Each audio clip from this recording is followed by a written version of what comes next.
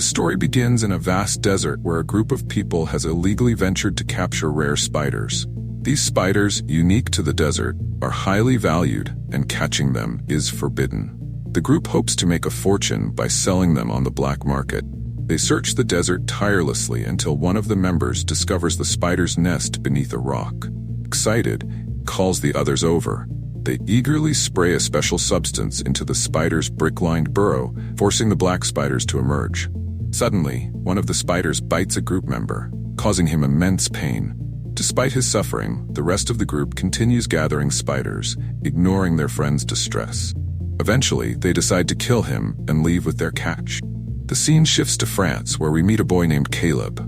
He is in a bustling market known for selling stolen goods, indicating he is likely involved in thievery. Caleb negotiates with a vendor, exchanging stolen items for expensive jewelry. While in the shop, he notices one of the rare desert spiders from the earlier scene. Fascinated by insects, Caleb realizes its rarity and buys it. Caleb then returns to his rundown apartment, where his sister is busy repairing their flat. We learn that their mother recently passed away, leaving Caleb and his sister to fend for themselves. After stashing his new purchases in his room, Caleb heads to his store, which is filled with shoes. As he checks his inventory, he notices his friend stealing a bicycle. Although Caleb has a history of theft, he becomes angry at his friend's action. He has vowed to leave his life of crime behind and start an honest business. Despite having many shoe orders to fill, Caleb is determined to succeed legitimately. However, he soon discovers that one of the shoe boxes intended for a customer is damaged. Caleb couldn't deliver the shoes in a broken box, so he heads home to get a new one. Upon arrival, he notices the electricity in his room is off, and he panics. Without light, his many insects could die from the cold. Frustrated, he asks his sister why she turned off the lights. She responds by pointing out the high electricity bills and the need to save money. She believes the insects are a waste of resources. Caleb explains that he has a plan. He started a shoe business and assures her that money will soon come in, but his sister remains skeptical. Caleb turns the lights back on and checks his insects, including the new spider. With no special place for it, he puts the spider in the broken shoebox he had with him. After that, he heads to a party hosted by his late mother's friend, whom he considers like a second mom. She cares for Caleb and is pleased with his progress.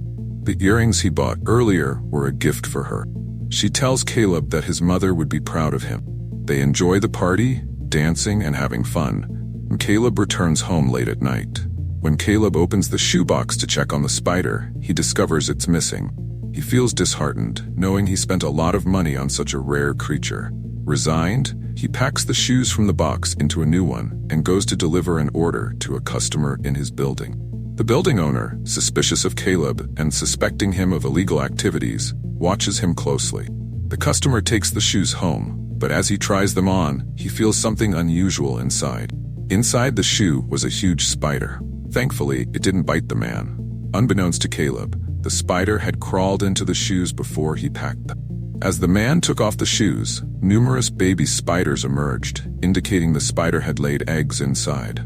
The spiders bit the man multiple times, paralyzing him. He succumbed to the venom shortly after.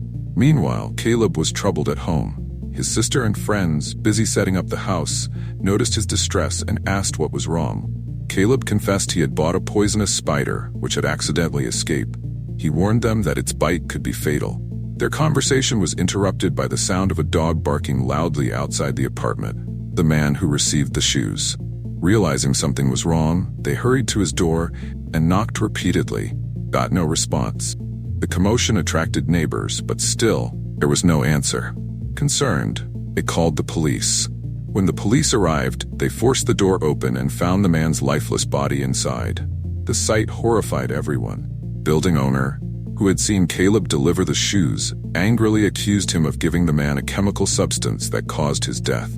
However, the police quickly determined that the man died from venomous spider bites. In response to the danger, the police imposed a curfew on the building, sealing it off entirely. No one was allowed to enter or leave. This lockdown frustrated many residents who didn't even live in the building permanently. The scene cuts to a cleaning lady in the building. While cleaning the attic, she discovers a mass of spiders and webs. She takes out a spray from her coat, kill them, but a huge spider suddenly attacks her face. Her fate remains unknown. Meanwhile, Caleb's sister is in the washroom when numerous spiders start emerging from the ventilation. Terrified, she screams, prompting her friends to rush in and pull her out. One of the boys tries to catch the large spider but ends up killing it instead. When they open the ventilation pipe, they discover a swarm of spiders ready to spread. Acting quickly, they seal the washroom to prevent the spiders from infesting the entire apartment. Caleb, shocked by the situation, explains that these spiders are from the desert and shouldn't be able to survive or reproduce in the cold. He is baffled by how they have managed to breed so prolifically. Realizing the danger, they decide that staying in the building is not safe and contemplate escaping. However, Caleb insists they should stay and warn others to save their lives. Despite his warnings, most of the group attempts to leave, only to be stopped by the building's lockdown. Caleb and his friend, who chose to remain, check the building. To their horror, they find spiders have infested the entire place and have killed many residents.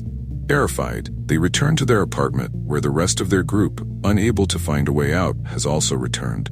At that moment, the building owner arrives, suspecting Caleb is behind the chaos.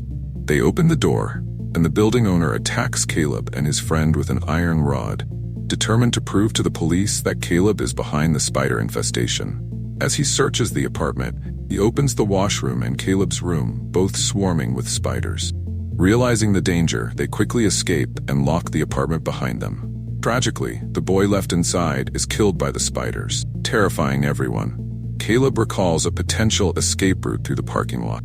However, the parking lot is also covered with webs from enormous spiders. They realize they need to keep the lights on to navigate safely, but the parking lot lights are motion sensitive and only stay on for a minute. They proceed cautiously, turning on the lights as they move, but Caleb's sister gets left behind. She manages to light a lighter, fending off the spiders long enough to catch up. When they finally reach the building's exit, they find it sealed. They knock desperately.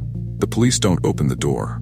Instead, the police release a poisonous gas designed to kill everything inside. Humans, spiders, and all. Seeing the gas, Caleb and his remaining companions rush to hide in a room, but their fourth companion is also killed in the chaos. They spend a tense amount of time hiding, hoping to survive. Eventually, the police open the door, allowing them to escape. The police believe nothing could survive the gas, but upon entering and finding Caleb and his companions alive, they arrest them, intending to kill them. They also apprehend another resident who shows signs of infection. Caleb protests, arguing that the police should save them, not kill them. Police inspector explains that the spiders are highly venomous and that anyone bitten is infected. If the infection spreads, the entire country could be at risk. Despite Caleb's pleas, his sister and his friend are soon killed. In a twist, the injured man reveals that many spiders are still alive in the last room. He tells the police that Caleb and his companions aren't infected and can escape to prevent further danger. The man, accepting his fate, decides to help them. He tricks the police and opens the door to the room filled with spiders the size of dogs. As the spiders swarm out, chaos ensues. The police and soldiers begin shooting and spraying poison to kill them. Amid the confusion, Caleb, his sister, and his friends seize the opportunity to escape. They manage to reach one of the many vans parked outside. Though a spider appears in their path, they run it over and drive away. The scene cuts to some time later. We learn that Caleb, his sister, and his friend successfully escaped, but the government is now destroying the building where they grew up to eliminate any remaining threats. In a final twist, we see that Caleb has secretly kept one spider, carefully hidden from everyone. The story concludes with this ominous revelation, hinting at potential future dangers.